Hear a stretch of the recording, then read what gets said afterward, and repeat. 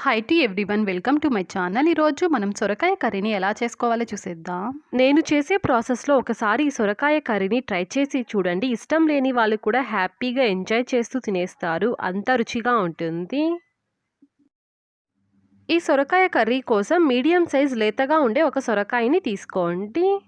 ఈ సొరకాయకి పైన ఉన్న పీలంతా తీసేసిన తరువాత ఈ వీడియోలో చూపిస్తున్న విధంగా ఇలాగ చిన్న చిన్న ముక్కలుగా కట్ చేసుకొని పక్కన పెట్టుకోండి. ఇలా కట్ చేసి పెట్టుకున్న సొరకాయ ముక్కల్ని బాగా వాష్ చేసుకున్న తరువాత ఒక చిన్న కుక్కర్ తీసుకొని ఇందులోకి మనం ముందుగా కట్ చేసి వాష్ చేసి పెట్టుకున్న సొరకాయ ముక్కలన్నిటిని ఈ కుక్కర్లోకి వేసుకోండి. ఒక మీడియం సైజ్ ఉల్లిపాయని ఇలాగ పెద్ద ముక్కలుగా కట్ చేసుకొని వేసుకోండి. తరువాత 3 లేదా 4 టమోటాలని ఇలాగ పెద్ద ముక్కలుగా కట్ చేసుకొని వేసుకోండి. ఈ కర్రీలో టమోటాలు ఎక్కువగా వేసుకుంటేనే టేస్ట్ బాగుంటుంది. తరువాత 1/2 టీ స్పూన్ వరకు పసుపు పొడిని వేసుకోండి. తరువాత ఇందులోకి 2 టేబుల్ స్పూన్ల వరకు కారపొడిని వేసుకోండి. ఎండుమిరపకాయలని తుంచుకొని కూడా వేసుకోవచ్చండి. ఇక్కడ నేను ఎండుమిరపకాయలని మిక్సీలో వేసుకొని ఇలాగ పౌడర్ లాగా బ్లెండ్ చేసుకొని వేసాను. పచ్చిమిరపకాయలని కూడా వేసుకోవచ్చండి. పచ్చిమిరపకాయలకి బదులుగా ఎండుమిరపకాయలు వేసుకుంటేనే ఈ కర్రీ టేస్ట్ బాగుంటుంది.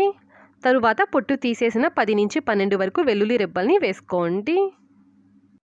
ఈ కర్రీలో ఎక్కువగా చింతపండు పట్టదండి, అందుకనేసి కొద్దిగా చింతపండుని వాష్ చేసుకొని వేసుకోండి. తరువాత మన టేస్ట్కి తగ్గట్టుగా కొద్దిగా కల్లుప్పుని వేసుకోండి. తరువాత ఒక చిన్న టీ గ్లాస్ దాకా వాటర్ని యాడ్ చేసుకోండి. ఈ కర్రీలోకి మరీ ఎక్కువగా వాటర్ పట్టదండి, ఎందుకంటే సొరకాయలో నుంచి మనకి ఎక్కువగా వాటర్ వస్తుంది. మనం ఎక్కువగా వాటర్ని యాడ్ చేసామంటే కర్రీ పల్చగా అవుతుంది. ఈ కర్రీ అంత పల్చగా ఉంటే టేస్ట్ బాగుండదు.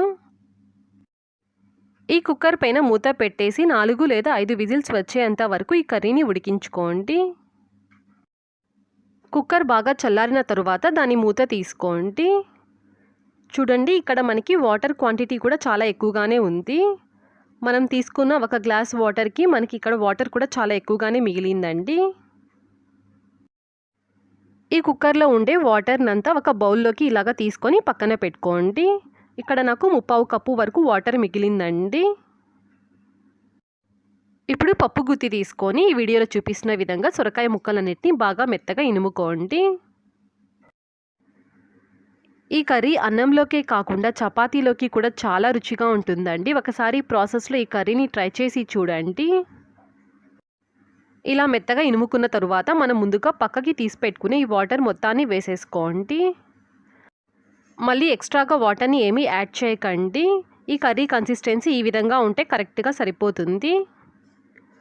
ఇప్పుడు ఈ కర్రీకి మనం తాలింపుని వేసుకోవాలి. ఇప్పుడు స్టవ్ ఆన్ చేసి కడాయిలోకి 2 లేదా 3 టేబుల్ స్పూన్ల వరకు ఆయిల్ని వేసుకోండి. ఆయిల్ కాస్త హీట్ అయిన తరువాత 1/2 టీ స్పూన్ దాకా ఆవాలు వేసుకొని 1 లేదా 2 ఎండుమిరపకాయలు, 1/2 టీ స్పూన్ దాకా జీలకర్రని వేసుకోండి. తరువాత ఒక చిన్న సైజ్ ఉల్లిపాయని ఇలాగ సన్నగా పొడుగ్గా కట్ చేసుకొని వేసుకోండి.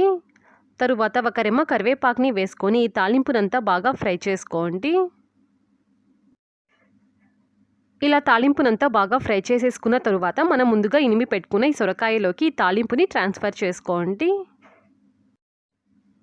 ఇలా తాలింపుని వేసేసుకున్న తరువాత గరిటెతో ఒకసారి దీనంతా బాగా కలుపుకున్న తరువాత స్టవ్ని ఆఫ్ చేసేసుకోండి. అంతే అండి, సొరకాయతో మనకి ఇక్కడ కర్రీ రెడీ అయిపోయింది. ఈ వీడియో నచ్చితే లైక్ చేయండి, షేర్ చేయండి, సబ్స్క్రైబ్ చేయండి. ఫర్దర్ వీడియోస్ కోసం పక్కనున్న బెల్ ఐకాన్ని క్లిక్ చేయండి. Thanks for watching.